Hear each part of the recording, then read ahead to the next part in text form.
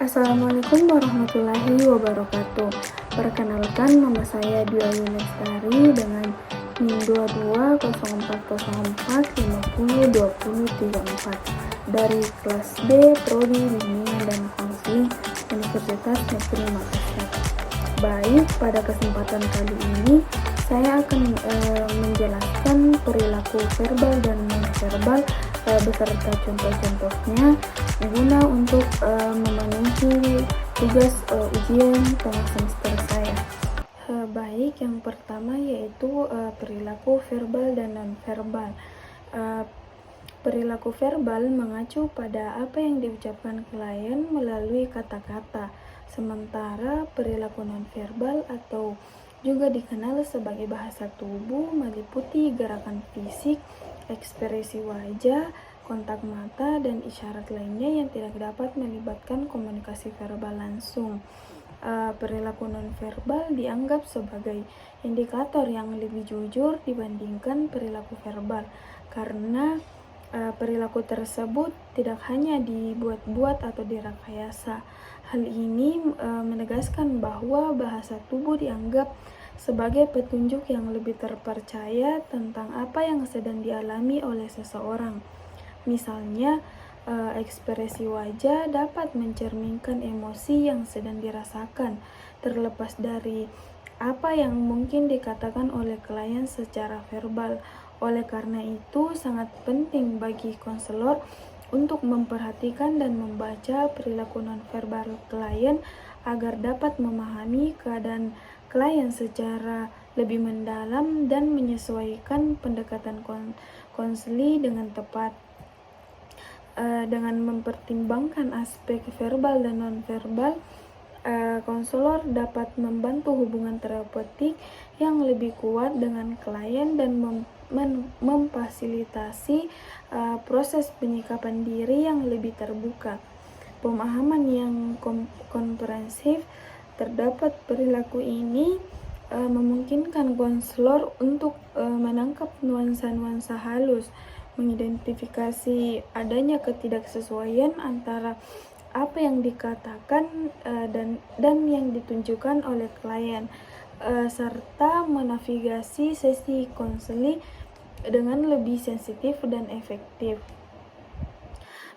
Perilaku verbal dan non-verbal juga dapat dikaji dan dipelajari dalam rangka meningkatkan kualitas hubungan antara konselor dan klien dalam proses konseling. Hal tersebut sangat penting karena salah satu faktor penentu keberhasilan konseling yaitu bersumber dari faktor konselor.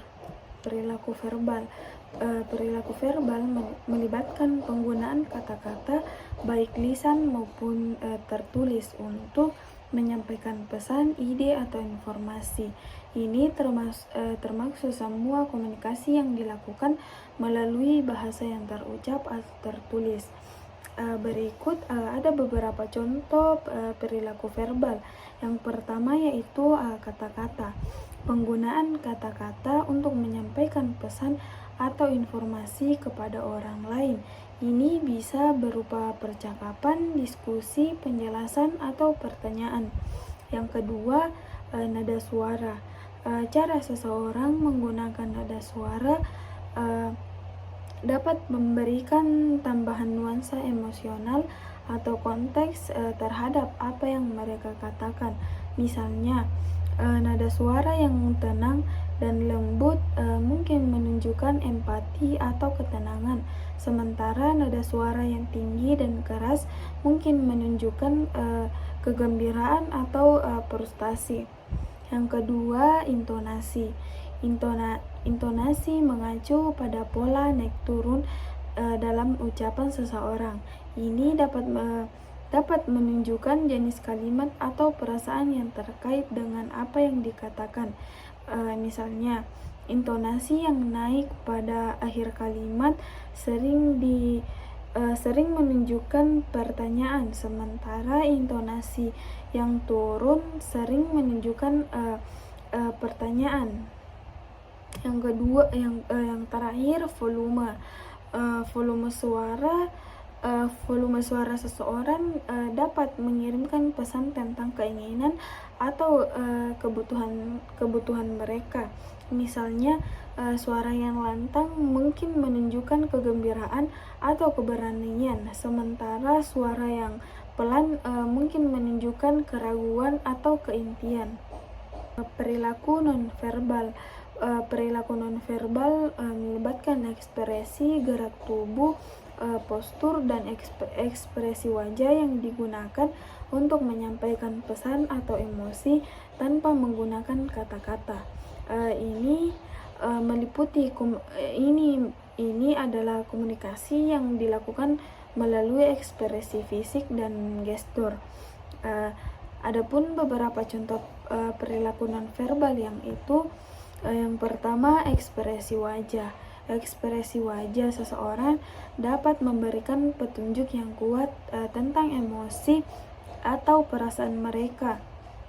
Senyum, kerutan dahi, atau mata yang terbelalak adalah contoh ekspresi wajah yang sering digunakan untuk menyampaikan perasaan. Yang kedua, kontak mata. Kontak mata adalah cara seseorang berkomunikasi dengan memandang langsung ke mata orang lain. Kontak mata yang kuat sering menunjukkan minat, rasa hormat, atau kepercayaan. Yang ketiga, gestur tubuh. Gestur tubuh melibatkan gerakan tangan, lengan, atau bahkan seluruh tubuh yang digunakan untuk menyampaikan pesan atau emosi. Misalnya, mengangguk, menggeleng, atau menggerakkan jari adalah contoh gestur tubuh yang umum. Yang keempat, postur tubuh. Postur tubuh seseorang dapat memberikan petunjuk tentang kenyamanan, kepercayaan diri, atau keintiman. Duduk dengan posisi tegak dan terbuka sering menunjukkan kepercayaan diri, sementara duduk dengan posisi tertutup dan tegang mungkin menunjukkan ketidaknyamanan. Yang terakhir, jarak dan ruang. Jarak antara dua orang dalam interaksi dapat memberikan petunjuk tentang tingkat kenyamanan atau keintiman di antara mereka. Jarak yang lebih dekat sering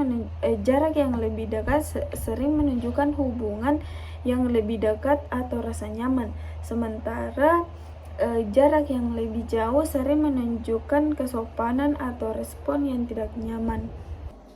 Hai Uma, bagaimana kabar hari ini? Hai Dwi, sebenarnya tuh akhir-akhir ini agak stres Kak sedikit karena kayak akhir-akhir ini tuh merasa Kak sulit sekali Kak berkomunikasi sama teman-teman atau orang lain begitu. Oh, terdengar menantang. Itu apa yang dirasakan sekarang? Kadang tuh merasa agak aneh Kak kalau bicara Kak sama orang, karena biasa cara aku bicara tuh kayak biasa cepat atau kadang-kadang lagi terlalu lambat, dan itu tuh kayak ngebuat Kak nggak percaya diri bicara sama orang-orang. Berarti sama apa yang dirasakan. Komunikasi verbal tuh memang memiliki kebutuhan latihan dan kesadaran. Mungkin kita tuh mungkin kita bisa bersama. Contohnya tuh kita bisa mempraktekkan cara menyampaikan ide secara jelas dan mengatur teman bicara. Sepertinya bagus ide Tak, dan mungkin mau Kak lagi coba lebih sadar akan tone suaraku sama intonasiku juga. Iya, karena tone suara dan intonasi itu sangat penting. Itu juga bisa mempengaruhi bagaimana pesan tak diterima oleh orang lain. Terima kasih Duina, merasa termotivasi Mas sekarang untuk meningkatkan kemampuanku. Tidak masalah. Selalu Jiki bisa belajar bersama. Komunikasi verbal yang baik itu merupakan kunci untuk hubungan baru bersama Hai Uma, bagaimana belajar tak tadi di kelas? Lumayan, tapi masih agak tidak mengerti Kak tentang komunikasi nonverbal sih. Masih mau Kak coba belajar lagi. Oh, memang berbicara tentang komunikasi tentang nonverbal itu toh memang menarik. Bisa juga melibatkan ekspresi wajah, gerakan tubuh, dan bahasa tubuh lainnya yang bisa menyampaikan pesan tanpa kata-kata. Nah itu nih juga yang tidak kasih mengerti Kak, bagaimana caranya dipahami apa yang disampaikan itu orang yang di dalam komunikasi nonverbal itu kalau tanpa kata-kata ya. Nah, salah satu caranya itu toh bisa mengamati ekspresi dan gerakan tubuhnya. Misalnya ketika seseorang itu tersenyum, itu bisa menunjukkan kebahagiaan atau persetujuan.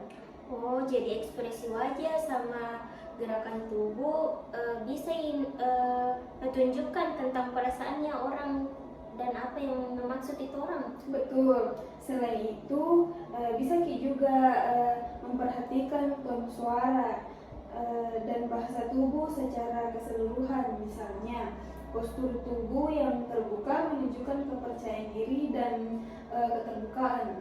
Oh, mengerti Mak. Ternyata komunikasi nonverbal tuh berdampak besar sama komunikasi tak dalam sehari-hari karena gampang dibedek ternyata. Iya, betul sekali. Kadang-kadang juga pesan yang disampaikan secara nonverbal itu jauh lebih kuat daripada kata-kata itu sendiri. Terima kasih banyak Nadwi. Mungkin mulai hari ini Mama coba memperhatikan komunikasi nonverbal dalam kehidupan sehari-hari supaya lebih mengerti Kak lagi. Tentu saja, Uma, komunikasi nonverbal itu keterampilan yang penting untuk dikuasai dalam berbagai situasi, baik dalam kehidupan pribadi maupun profesional. Baik, selanjutnya komunikasi verbal dan nonverbal dalam unsur-unsur psikologi dan konseling. Komunikasi verbal dan nonverbal memainkan peran penting dalam konseling karena keduanya saling melengkapi untuk membantu konselor memahami klien dan membantu klien merasa dipahami. Berikut ada beberapa unsur-unsur psikologi yang mempengaruhi komunikasi verbal dan nonverbal dalam konseling. Yang pertama yaitu ekspresi wajah. Ekspresi wajah konselor dan klien dapat memberikan petunjuk tentang perasaan dan emosi yang mungkin tidak diungkapkan secara verbal. Sebagai contoh, senyum dan ekspresi wajah yang menunjukkan kebingungan dalam mengindikasikan perasaan tertentu yang perlu dieksplorasi lebih dalam. Yang kedua, kontak mata. Kontak mata dapat menunjukkan kedalaman keterlibatan dan kepercayaan antara konselor dan klien. Kontak mata yang kuat dalam konselor dapat membuat klien merasa didengar dan dihargai. Yang ketiga, postur tubuh. Postur tubuh yang terbuka dari konselor dapat menunjukkan keterkaitan empati dan ketersediaan untuk mendengarkan. Sebaliknya, postur yang tertutup atau tegang mungkin menunjukkan ketidaknyamanan atau ketegangan. Yang keempat, gerakan tubuh. Gerakan tubuh seperti mengangguk atau menggeleng dapat menegaskan pemahaman atau ketidaksetujuan terhadap apa yang dikatakan klien. Ini dapat membantu memperjelas komunikasi verbal. Yang kelima, intonasi dan nada suara. Cara konselor menyampaikan kata-kata mereka termaksud intonasi dan nada suara dapat memberikan tambahan nuansa emosional dan pengertian terhadap pesan yang disampaikan. Yang keenam, pilihan kata. Pilihan kata konselor juga mempengaruhi interaksi. Kata-kata yang dipilih dengan hati-hati dapat membantu konselor menyampaikan empati, memfasilitasi perasaan klien dan membangun hubungan yang positif. Yang ketujuh, pola bicara. Pola bicara konselor seperti kecepatan dan kejelasan dapat mempengaruhi pemahaman klien dan memberikan petunjuk tentang tingkat kenyamanan dan kepercayaan. Yang terakhir yaitu keheningan. Keheningan juga merupakan bentuk komunikasi yang kuat dalam konseling. Ini bisa memberikan kesempatan bagi klien untuk merenung, mengorganisir